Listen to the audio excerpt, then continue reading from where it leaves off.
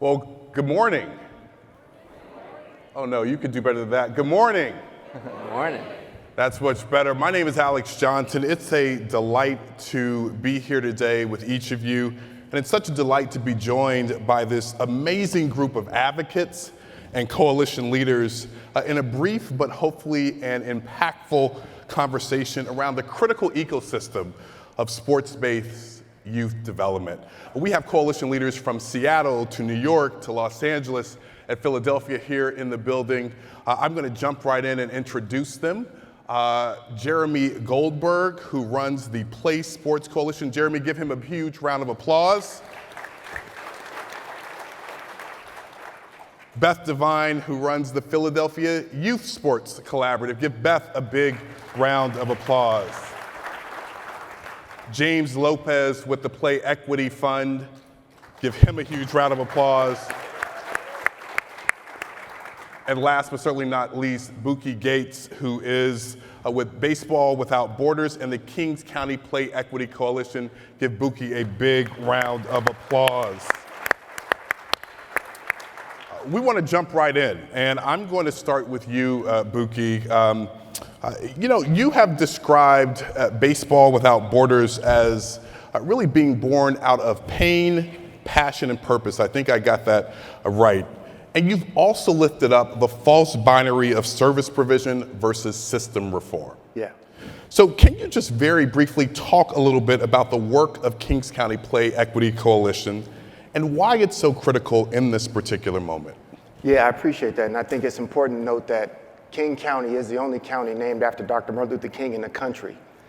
So that's giving homage there, that we want to make sure that we're putting it in the right place in the context. But when you talk about pain, passion, and purpose, and I think we all are in this space because we have experienced pain, passion, and purpose. That is why we do what we do. But in that context, I think when the King County Play Equity Coalition was birthed, it was birthed out of the State of Play report that took place in King County. And it really showed disparities in the data, but we also recognized that they were racially predictable. It wasn't a surprise to us by no means. And with that, it also required us to then look deep inside of ourselves and really ask the question, right?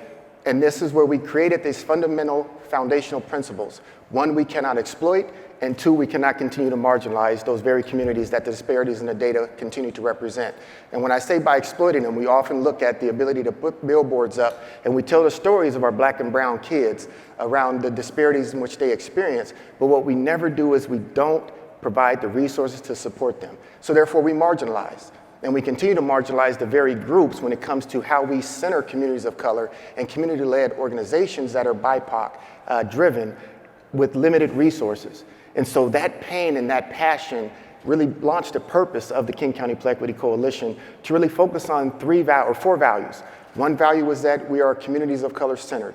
Two, we're going to empower play at all levels.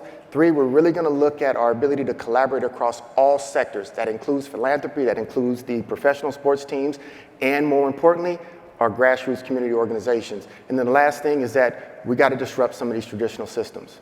And I think it gets into a place where I am an instigator and agitator of systems, and I'm just curious by the way they operate and why they operate the way they do. And that is where we're really pushing the narrative to really complete a transformational process to see play equity really thrive in our communities. I love what you said around instigate, agitate, and disrupt. I just love that language that you use. Beth, I want to bring you in. You lead the Philadelphia Youth Sports Collaborative. We have not really traditionally equated, and we talked a little bit, Bookie, around collaboration. We have not really traditionally equated coalition and collaboration with youth sports. So I want you to just unpack that a bit. That powerful work that you're doing is somewhat new to many people. So how is the coalition or collaborative that you lead helping to build the field of youth sports and drive really this collective impact work that you're doing in Philadelphia and across the nation with all of your organizations? Yeah, I think, and it's been hit a lot of times today, that where kids want to play and participate is at their school or at their park. I think that's where we grew up getting access to sports. And what I found in Philadelphia and what kind of flipped my switch was that wasn't the case. There weren't school sports teams in elementary school. There weren't, in low-income neighborhoods, there weren't organizations that were running sports at their parks. And so what we found is that across the city, the, not burden, but the work was being carried by the nonprofit community. And so if the nonprofit community is in charge of this, they need supports too. So the collaborative really was born to support the nonprofit community that was using sport to connect with kids across the city. And we have 70 organizations that serve more than 65,000 kids in Philadelphia. And that's the message that we take as a collaborative to the city systems that need to change. School districts need to have sports for elementary school kids. Parks need to be well-resourced so that they can have activities for kids. And so the importance of building the coalition or the collaborative was to, learn what we can learn from the practitioners who are doing the work, and use that to advocate to change the systems. And I'm happy to say we're making progress, but Philadelphia's a big city, so there's a lot of work left to be done. But I think the importance is the voice, and when you have that large of a voice, you can start to make change. And I think that the voices of a lot of collaboratives and the people on this stage and the, 15, 20 cities that we're talking to that have similar collaboratives can create this national conversation around play equity. And that's what I would like to see. Beth, I want to stay with you for a little bit longer, representing and supporting 70,000 organizations, 70,000 young people. You talked about the work taking root. There's still work to be done. Talk a little bit about what you have achieved, though, in the time that you have been leading this work. Well, I guess the first thing is we started with a list of about 25 organizations that used to get together fairly regularly, and we've grown that community to 70 organizations. Our focus right now is really to engage community-based organizations who maybe aren't the more formed nonprofits. But I'll say in our 6 years, we focused really specifically on not only building capacity for the organizations that are doing the work, but we also focused very specifically on how we were going to try to create change at the government level, at the systems level. And we focused where the kids are. We went to the school district and we said, what are you going to do? How can we work together? How can we support? And we're happy to say that they've committed to an intramural program for elementary school kids. It got to 18 schools before the pandemic. And we just secured a contract with the school district to help them get to 50 schools over a number of years. We're guaranteeing them 30. Not all the schools have the space to do that kind of stuff, so we have to figure out the locations. And then from the city level, which is probably our, and it just really was locked in last week, but we actually got a line item in the city budget to do a citywide sports initiative. So we'll be working with Parks and Rec in all their locations to do several things. One is to kind of wrap our arms around the existing providers who are doing work out there that maybe aren't the formed nonprofits to see how we can support their growth. And two is we're doing a major girls initiative where we're going to be creating hubs for girls in all 10 council districts.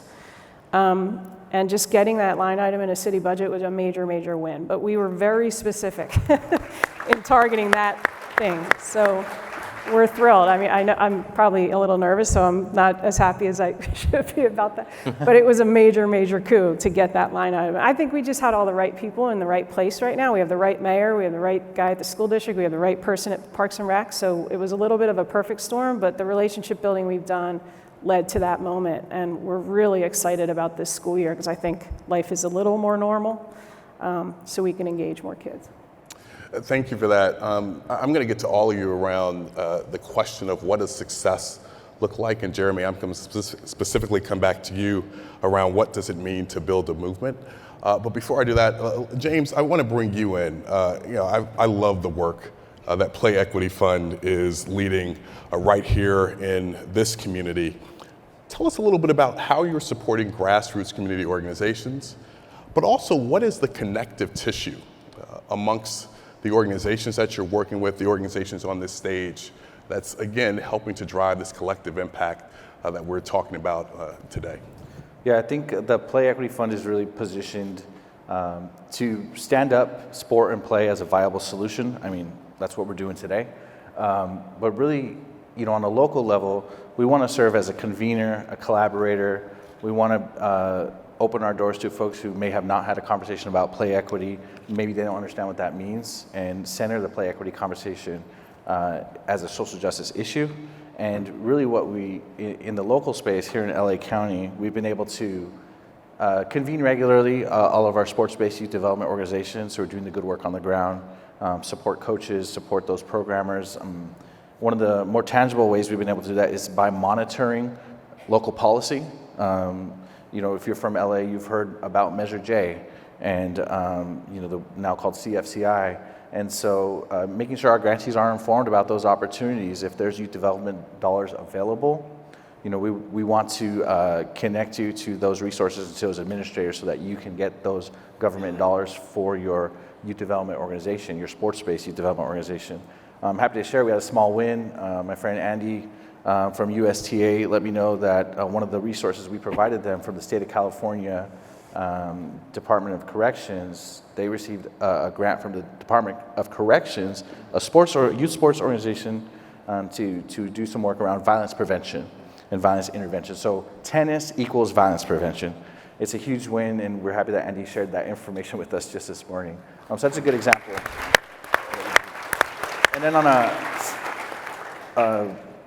obviously the relationship between Play Equity and LA84, LA84 is focused on Southern California, but Play Equity Fund actually has no geographic bounds.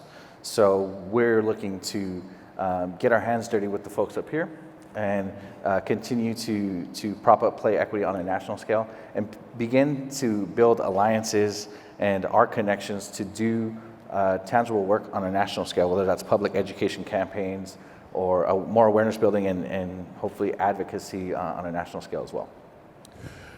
Really appreciate, James, the story that you just illustrated around how play connects with so many different aspects of the work and really helping us to connect the dots. I want to bring you in, Jeremy, sort of build on that. How do you see the connective tissue of play equity, of sports youth development playing out in the national space? What do you see moving on the national level around this particular work?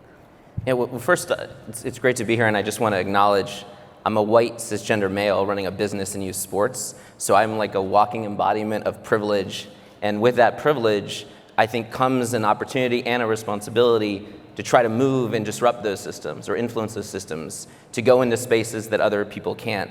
And so I think the first thing I think is just recognizing that. I'm also a beneficiary of a sports privilege, right? I had the opportunity to have an amazing sports experience that was formative to my life. I mean, my dad was my coach, which is probably why I run a tech company. Didn't become an elite athlete, but that experience really shaped me. And I think when you look at the data and you see that the advantages of participation in sport and what that conveys, not just when people are playing, but for a lifetime, then you start to realize, well, if it confers those advantages that are so profound, yet so many people don't have access to it, then that is a systemic form of discrimination, inequity, racism, and it requires then a systemic solution.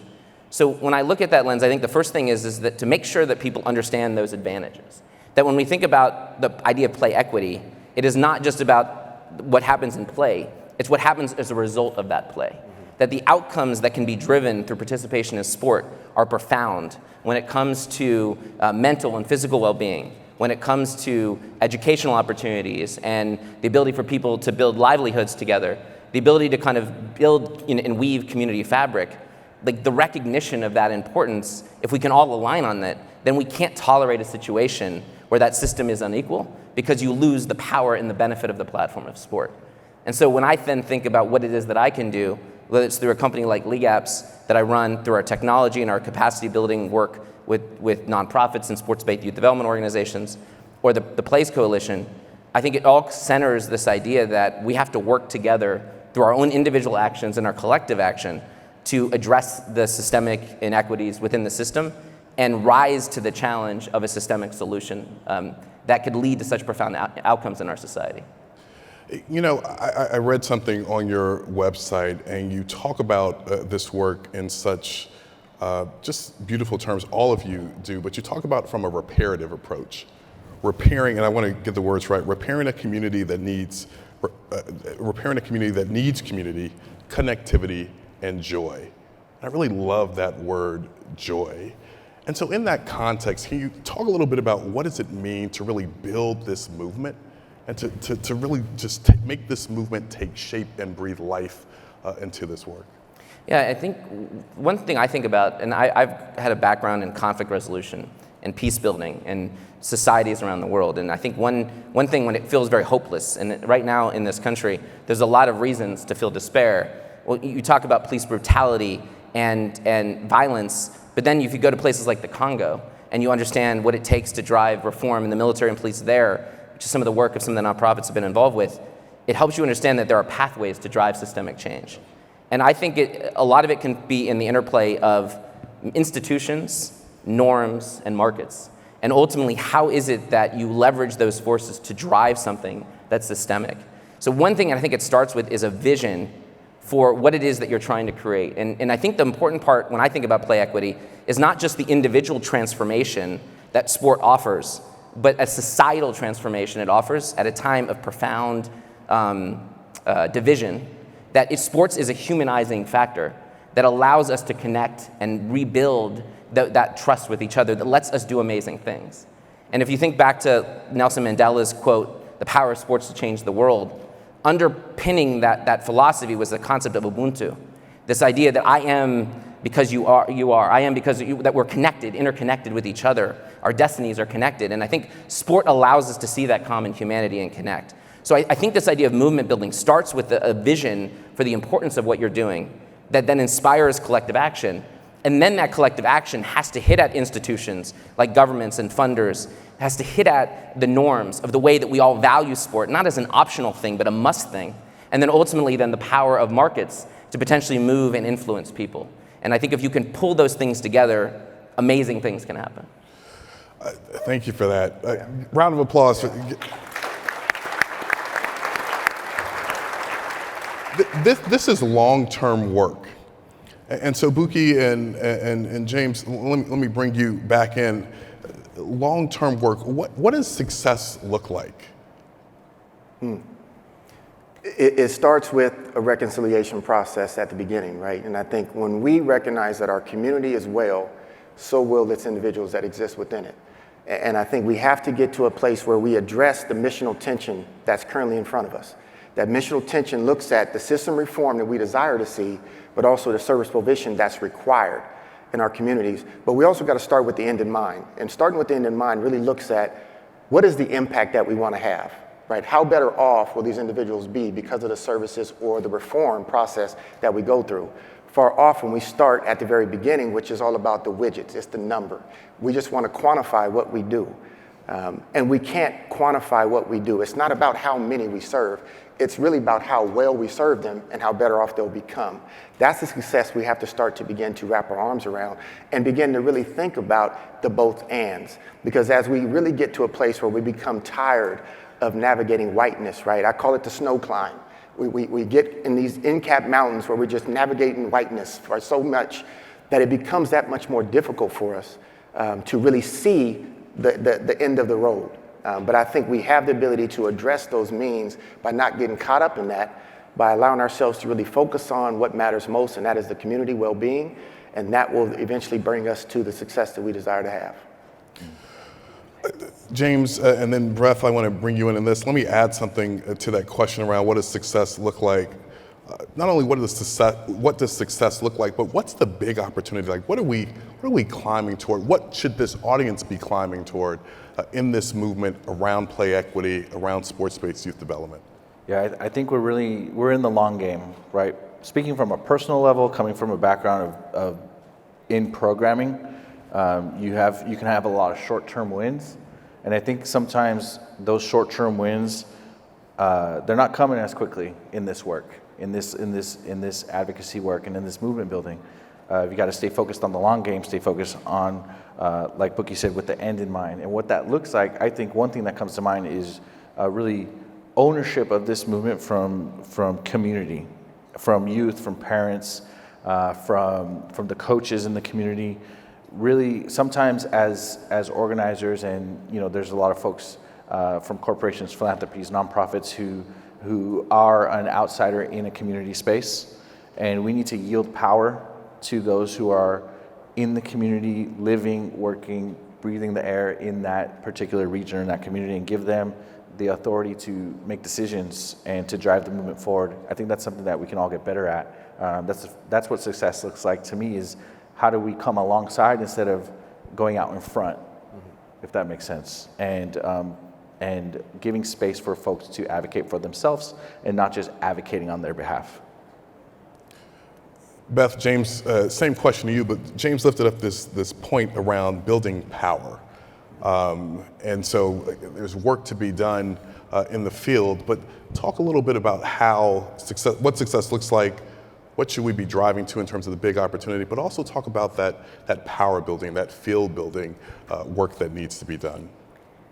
Yeah, I think, you know, I live I can walk to the city line, and yet when I talk about youth sport in the suburbs, everyone envisions one thing. And when I talk about youth sport in the city, everyone envisions another. And I don't know that we're ever going to move needles majorly in the $19 billion youth sport industry. But what I think we can do as a community is prove the work and not just say kids need access to sport, but kids need access to quality sport. Kids need access to quality sport led by trained coach mentors. Coaches spend more time with kids often in our low-income settings than their own families do. So, and yet they're the most undertrained people, and out-of-school time providers are the most undertrained people. So we need to make a commitment to that system, and I think it was said earlier today, not just put kids into the machine system. We need to cater to the youth that we have and to the challenges that they have. I mean, Philadelphia, it's all over the news. We are in a major neighborhood violence crisis. And our kids need healing, and they need support, and they need people that are trained to do it. And I think, like Megan Bartlett said earlier, sports has all the tools to do that. So what I'd like to see is not only just access everywhere to quality experiences using sport to connect, but maybe that'll crowd out and trickle over into the machine, you know, and people will see that sport can be a healing thing for a child, and that can be everywhere. And that's where the second piece is studying it and proving it, because I think people will prove over and over again that if kids have access to sport, then they'll probably do better in school, and they'll do better, and they'll have better jobs, and they'll have lifelong things. But the delivery of sport by people who really understand what sport can do and how transformational it can be, if we study and prove that, then we can tell that story nationally that sports-based youth development is even more impactful than youth sport, right? So we should be getting our kids into healing situations with sport all the time. And the more people we can tell that story to, that's where these coalitions are so important, because we can tell that story and we can amplify that story, and we're all really thankful to Play Equity because it's a tangible, it's a thing, you can talk about it.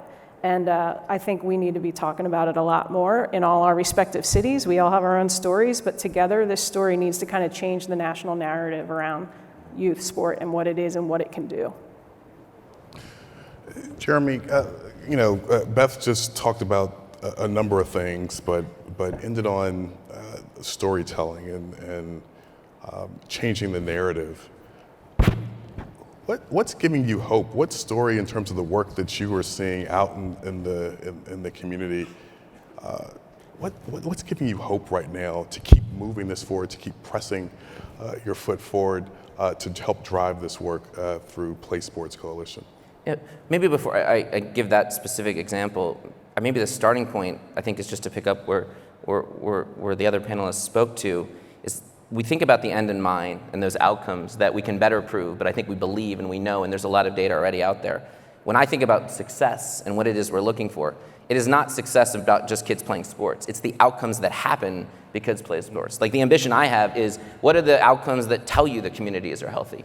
What are the ways you address income inequality? What are the ways you create diversity in terms of your executives across all kinds of different aspects, the physical and mental health beings? What are all the societal indicators that sport can influence? So one is, let's define that as success. Yeah. Then say that participation is a means for that success. And I think, Beth, to your point, it's participation with quality programs, right? People that are able to deliver those things with all the benefits of sport.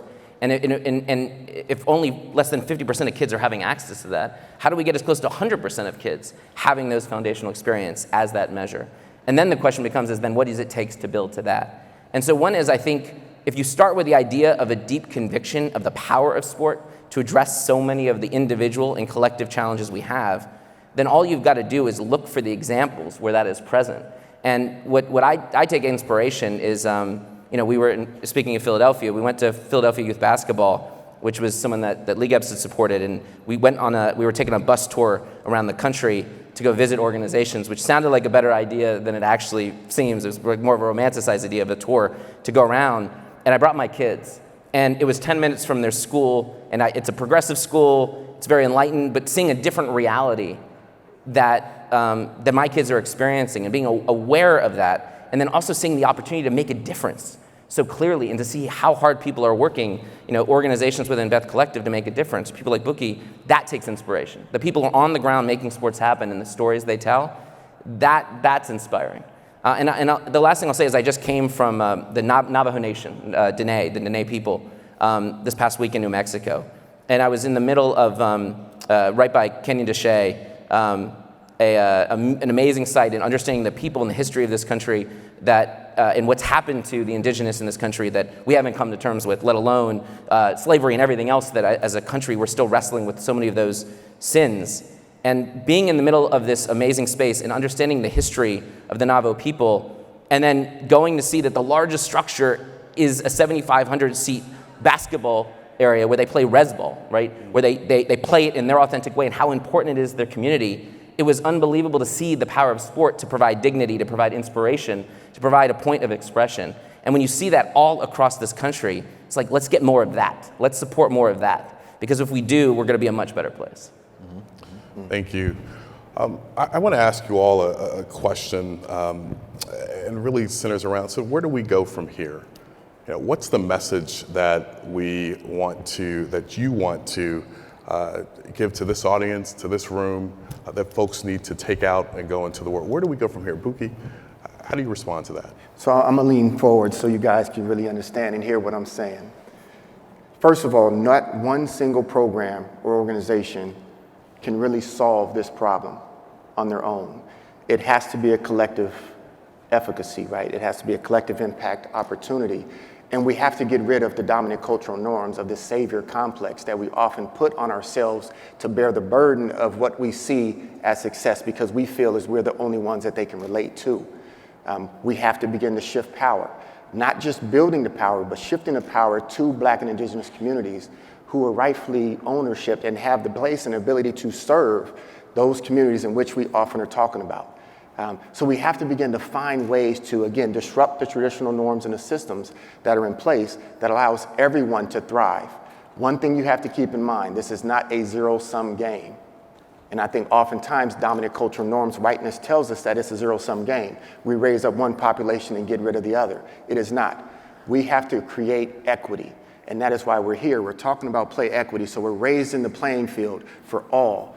And that's the inclusive environment that we're looking to create. And I think you can do it, but you have to do it together as a community, as a coalition, as a collaborative, but it can't be done by ourselves. James.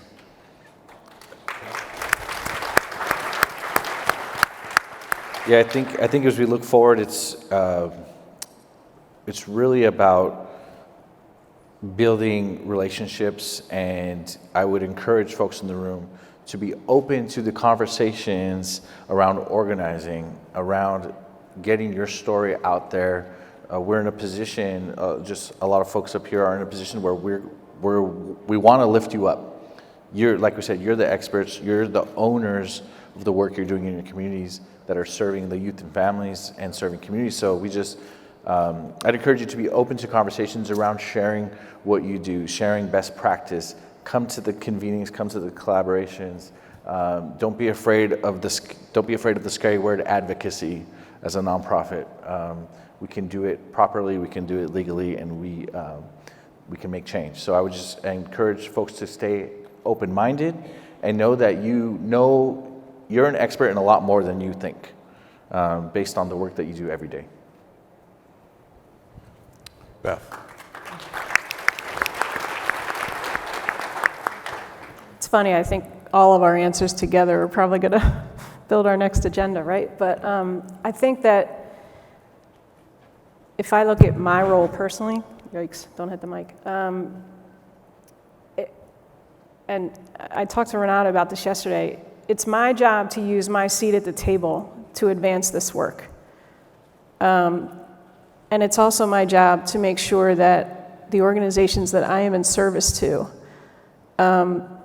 understand the role of the community and embrace the people in the community and empower the people in the community to be the delivery people of this work. And so all of that, but the big thing I think for groups like us is to amplify the story, to just keep raising the voice of these different collectives, to tell this story nationally, to gain a voice nationally so that people understand that difference, what's happening in low-income areas versus more resourced areas, and try to balance things out that way. But I like our way of doing stuff, so I would like to see our way of doing stuff everywhere. So I think that, but telling the story is the only way that's going to get there. So. Thank you, Beth. And Jeremy, close us out. I think when I think about it, I think it's really three components of what I would say we can do. One, I wanted to pick up something that Bookie, you said, which is mindset, right? Like, I think a lot about that. Sports often is seen as a winner or a loser, right? But the problem we have right now is we view this as a scarcity problem, right? There's only so many scholarships, there's only so many dollars, so many fields. We have to view this from a point of abundance. We all benefit the more kids that are in the system because it unlocks the power and the benefits of the platform of sports at the individual and the collective level. So that mindset of abundance, I think, is really important no matter where you're coming at. I think the second is to open our eyes to what it means to who we're letting into the collective, right? I want to propose that it's not about for-profits and nonprofits, right? Redraw the lines. Who's committed to trying to address issues of play equity and who's not? Because I think all of a sudden you will find allies and partners and collaborators in all kinds of different ways to go after it. And the third is, let's be action-oriented. Let's uphold and elevate those that are doing the work on the ground in the communities to make sports happen. And I think when I think about what we're trying to do nationally with the Play Sports Coalition is, one, we have to put more money and resources into this sector. It's so underinvested. And the ability to do that, I think, starts with the storytelling and narrative, with the power of sports. If we all understand how important and powerful it is, we can't accept a situation where people aren't having access to it. And we work harder then to solve the inequities and challenges of it. So if we can elevate that storytelling, that collective story of the power of sports, and then we resource it properly, I mean, there's incredible work will happen, as evidence of the people on the stage and everyone here today. Won't you give a huge round of applause for Bookie, James, Beth, and Jeremy, And Alex. who are using their power to help build collective impact in the community. Give them another huge round of applause, and thank you.